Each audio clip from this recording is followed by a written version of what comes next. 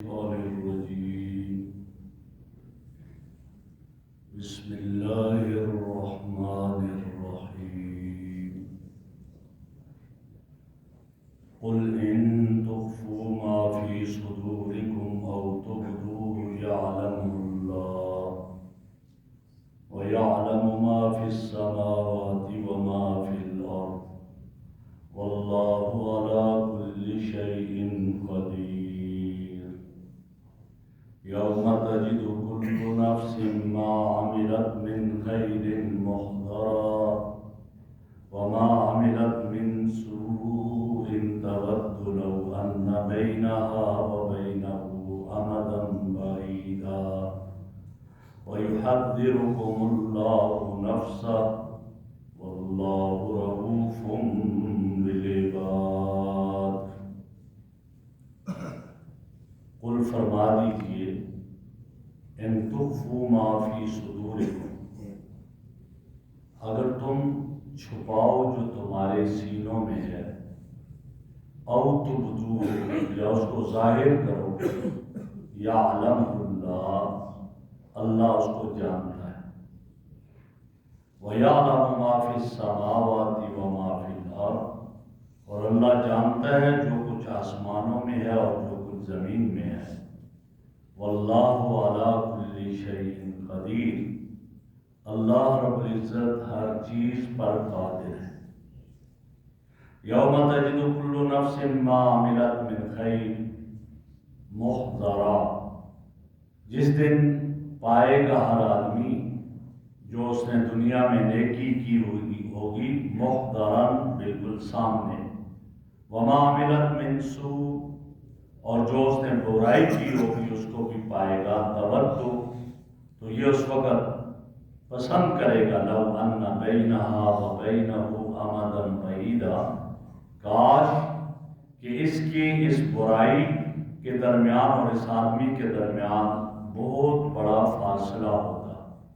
وَيُحَذِّرُكُمُ اللَّهُ نَفْسَهُ، اللہ اپنے نفس سے اپنی ذات سے ڈراتے ہیں، واللہ رؤوف بالعباد، اللہ رب العزت بندوں پر بڑے مہربان ہیں۔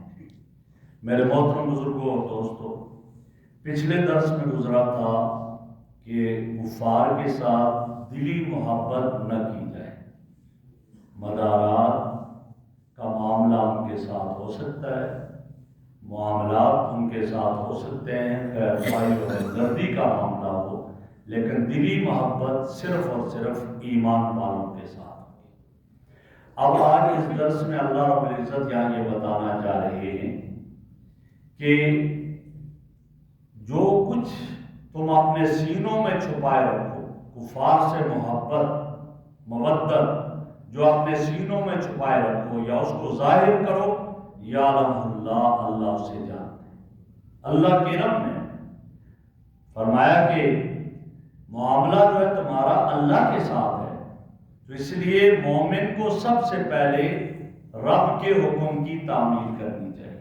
میرے اللہ نے مجھے کیا حکم دیا؟ حکم یہ دے دیا کہ ان سے دلی مودت نہ ہو، غمخواری اور ہمدردی کے طور پر ہو، تو فرمایا اللہ کے حکم کی تعمیل کرنی چاہیے اور اللہ کے احکام پر عمل کرنا چاہیے۔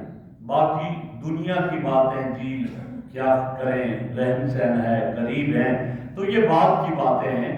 فرمایا کہ تم پوچھتے ہو کہ اللہ کا علم، اللہ کے سامنے ایسا کچھ، یعلم اللہ، فرمایا کہ اللہ سے جانتے ہیں، اللہ کا علم ہے، اللہ اس کو جانتا ہے اور سب کچھ اس کے علم میں موجود ہے۔ کیوں اللہ کے علم میں ہے؟ اس لیے اس کے علم میں ہے کہ اللہ کے پاس زمین اور آسمانوں کی بادشاہت ہے۔ وَلِلَّهِ مُلْكُ السَّمَاوَاتِ وَالْأَرْضِ، آسمانوں اور زمینوں کی بادشاہت اللہ رب العزت کے پاس ہے۔ جب اللہ کے پاس بادشاہی ہے تو اس کے علم سے کوئی چیز باہر نہیں ہوگی، وہ بادشاہ ہے۔ پھر کیوں اللہ کے پاس سب کچھ کا علم ہے؟ وَلِلَّهِ غَيْبُ السَّمَاوَاتِ وَالْأَرْضِ، آسمانوں اور زمینوں کا غیب سب کا سب اللہ رب العزت کے پاس ہے اور اللہ کے اختیار میں ہے، اسی کے پاس ہے۔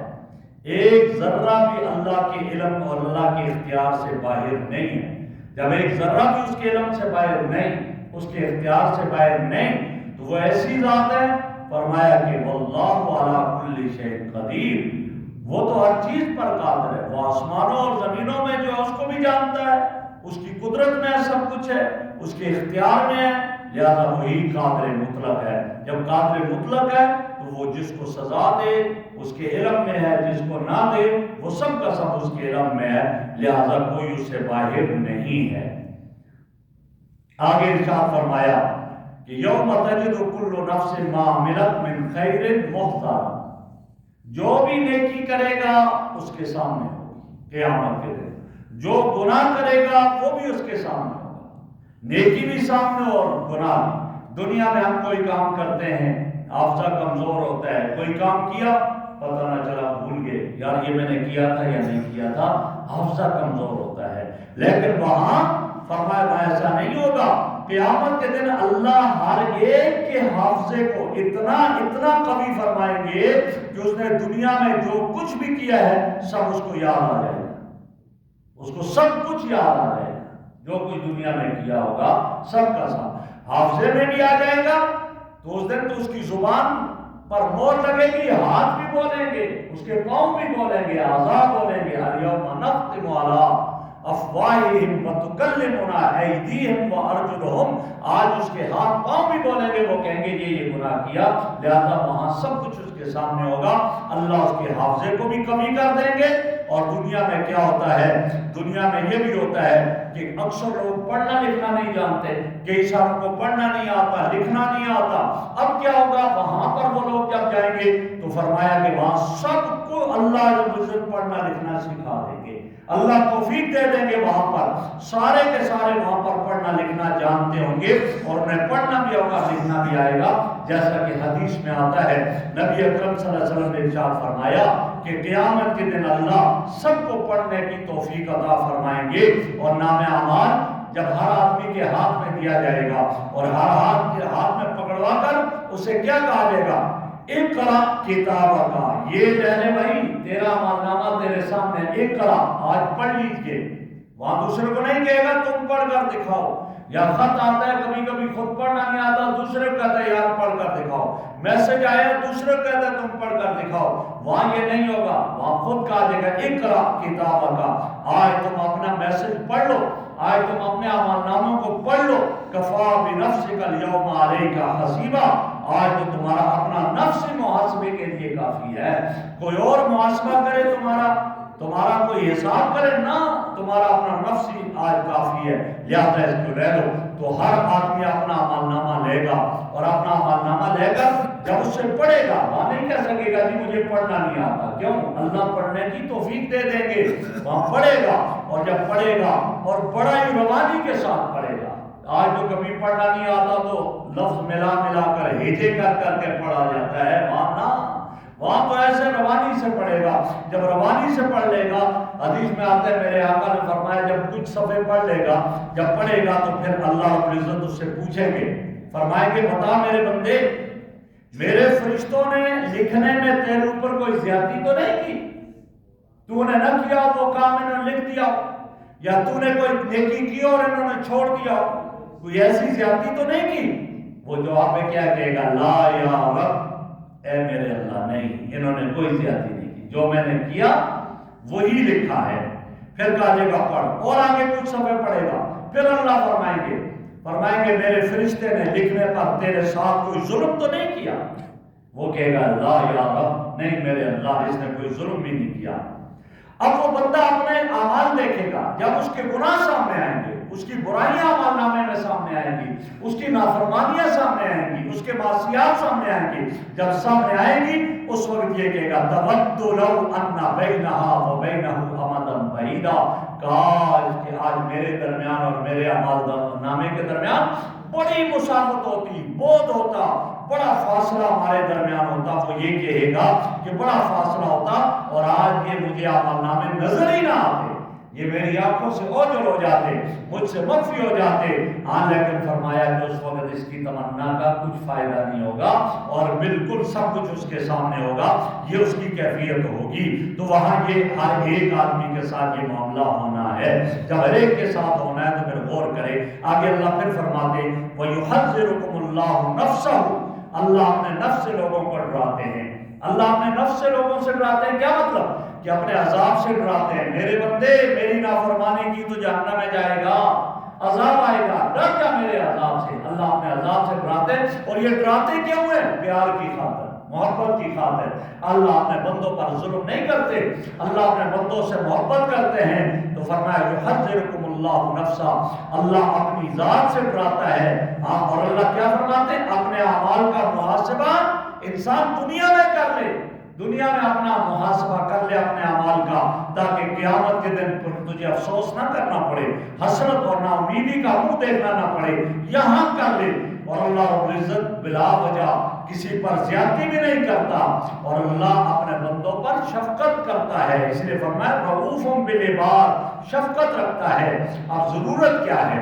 فرمایا ضرورت اس بات کی ہے کہ انسان اپنے اندر ایمان کا نور پیدا کرے، ایمان کا نور ہوگا آدمی کے اندر، اور پھر اس کے ساتھ ساتھ جو ہے اس انسان کے اندر اطاعت کا جذبہ جب پیدا ہوگا، اللہ کے حکم کو مانے گا، اللہ کے نبی کی اطاعت کرے گا، ان کے طریقوں کو مانے گا، تو پھر بے فکر ہو جائے، اللہ اس کی چھوٹی چھوٹی نیکی کو بھی قبول فرما دیں گے، بڑے اعمال کی ضرورت نہیں ہوگی، پھر چھوٹی نیکی بھی قبول فرما دیں گے، اور ایسی قبول فرمائیں گے کہ اس پر اجر عظیم عطا فرمائیں گے۔ میرے آقا نے فرمایا جو شخص اللہ کی رضا کے لیے ایک چھوٹی سی کھجور کی گٹھلی بھی خرچ کرتا ہے، اللہ اونٹ پہاڑ کے صدقہ کرنے کے برابر اس کو اجر و ثواب دیں گے۔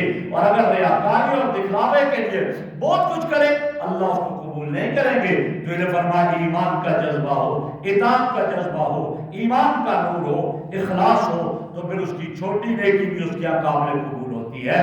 اور آپ دیکھیں، غور کریں، ایسے واقعات بہت سارے ہیں، چھوٹی نیکی جس کو کوئی چھوٹی حقیر سمجھتا ہے، میرے رب نے قبول کر دیا۔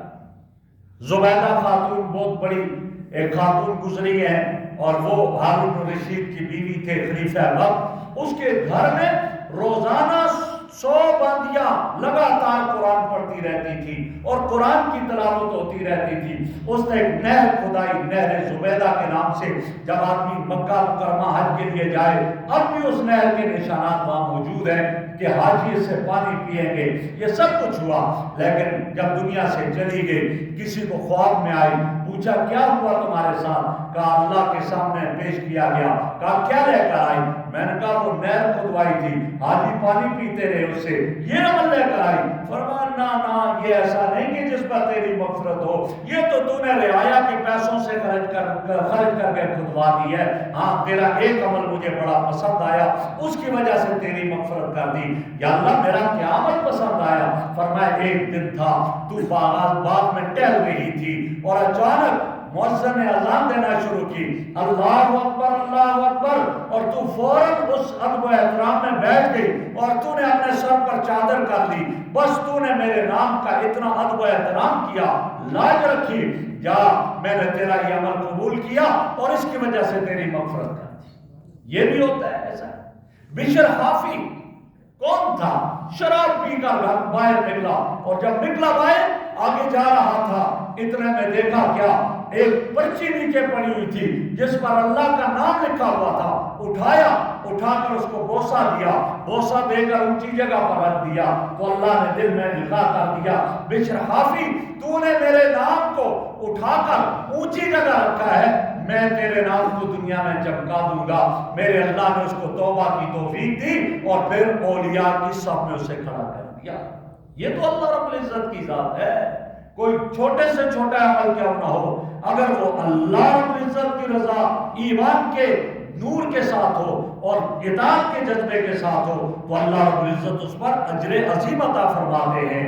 ہاں یہ ہے کہ وہ الگ بات ہے کہ یہ قصور ہمارا اپنا ہے، ہمارا اپنا قصور ہے، ہم کو تو اعمال کی اتنا وہ ایمان ہی اتنا کمزور ہے، اتنا مضبوط ایمان نہیں رکھتے ہیں، جس کی وجہ سے یہ ہے۔ ورنہ اللہ تو اپنے بندوں کے ساتھ اچھا سلوک کرنا چاہتا ہے، لیکن بس ایک ہی شرط اللہ نے لگائی ہے، اور وہ شرط کیا لگائی ہے؟ شرط یہ لگائی ہے کہ انسان تو اپنی توجہ کا مرکز اللہ کو بنا، توجہ کا مرکز اللہ کو بنا لے، پھر میرا اللہ اس کو کہاں سے کہاں پہنچا دیتا ہے، چمکا دیتا ہے، اور اللہ کو نہ بنائے توجہ کا مرکز، تو پھر ایک وقت آئے گا یہ دوڑے گا، پیچھے کچھ نہیں ہوگا۔ ایک بزرگ کے بارے میں آتا ہے کہ وہ ایک قبرستان کے پاس بیٹھے ہوئے تھے، کسی نے ان سے سوال کیا اور پوچھا کیا کر رہے ہو؟ کہا اللہ اور بندوں کے درمیان صلح کروا رہا ہوں۔ کہا اچھا کیا ہوا پھر؟ کہا پہلے میں کوشش کر رہا تھا اس بندے کو اللہ سے راضی کرنے کے لیے، یہ مان نہیں رہا تھا، نافرمانی کرتا رہا، نہیں ہوا، اور آج جب مر گیا دنیا میں چلا گیا، اب میں کوشش کروں اللہ سے راضی ہو جائے، اب اللہ صلح نہیں کرتا۔ پہلے اللہ صلح کرنا چاہ رہا تھا، یہ نافرمانیوں کی طرف جا رہا تھا، اب جب مر گیا، کفر پر مر گیا، گناہوں پر مر گیا، اب تو یہ کہتا ہے لیکن اللہ فرماتے ہیں وہ وقت چلا گیا۔ تو اس لیے میرے بھائی قبل اس کے کہ وہ ایسی گھڑیاں آ جائیں کہ پھر اللہ بھی ہم سے راضی نہ ہو، تو ابھی وہ اللہ نے ہمیں مواقع عطا فرمائے ہوئے ہیں کہ ہم ایمان کے نور کے ساتھ، اطاعت کے جذبے کے ساتھ اپنے رب کو راضی کریں گے، تو انشاءاللہ دنیا بھی بہتر ہوگی اور آخرت بھی بہتر ہوگی۔ اللہ ہمیں عمل کی توفیق عطا فرمائے۔ الحمدللہ رب العالمین والعاقبۃ للمتقین والصلاۃ والسلام علی رسول